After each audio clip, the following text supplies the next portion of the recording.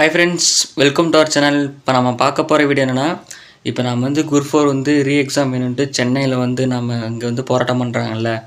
எதனால் நம்ம போராட்டம் பண்ணுறோம், எதனால் வந்து ரீ எக்ஸாம் வைக்கணும் அப்படிங்கிற காரணம் வந்து நம்ம தெரிஞ்சுக்கணும். மொத்தம் ஒரு 5 காரணம் இருக்குது. அந்த காரணம் என்னென்னு பாருங்கள், ஓகேங்களா.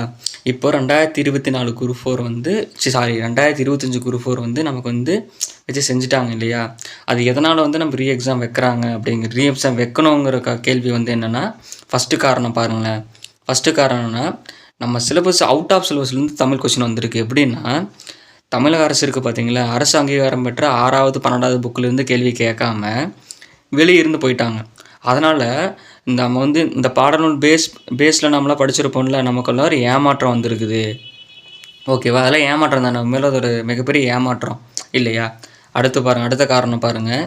இந்த கேள்வி பத்திர முத்திரை வந்து முறையீடு அப்படின்னா, இந்த சீல் வந்து டேம்பரிங் ஆகிருக்கு. ஒவ்வொரு இன்ஸ்டியூட்டில் இந்த கேள்வி பத்திரம் இருக்க பார்த்தீங்களா, அது முத்திரை வந்து நேரத்துக்கு முன்பாகவே வந்து திறந்துட்டாங்க அப்படின்னு இருக்குது.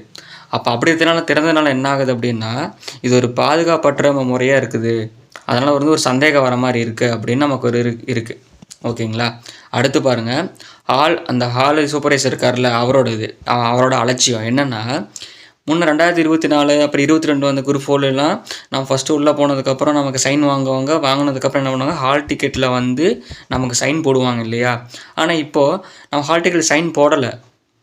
மேக்ஸிமம் நிறைய பேர் சைன் போடல. இப்போ நான் கூட பார்த்துட்டிங்கன்னா, நான் வந்து எக்ஸாம் முடிச்சுட்டு என்னடா சைனே போடலைங்கப்போ இப்போ போய் தான் வாங்கிட்டு வந்தேன். சைன் போடுங்கன்ட்டு போடணுமான்னு கேள்வி கேட்டாங்க ஃபஸ்ட்டு. சரிங்களா. அதனால் வந்து இந்த மாதிரி இருக்கிறதுனால என்ன ஆகுதுன்னா, இது சரிபார்ப்பு அல்லது வெளியீட்டில் சிக்கல் வந்து ஏற்படுத்தும் அப்படின்னு இருக்குது.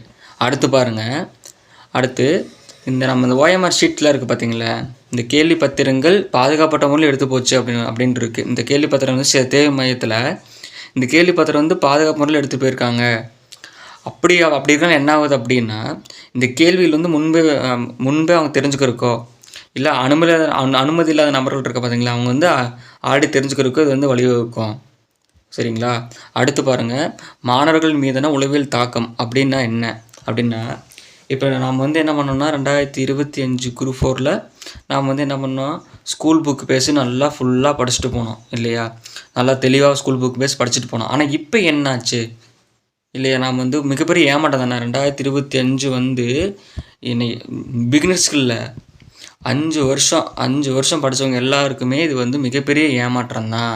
சரிங்களா, மிகப்பெரிய ஏமாற்றம் தான். அதனால் என்ன ஆகுது அப்படின்னா, நாமெல்லாம் வந்து மிகப்பெரிய மன அழுத்தத்துக்கு போயிட்டோம்.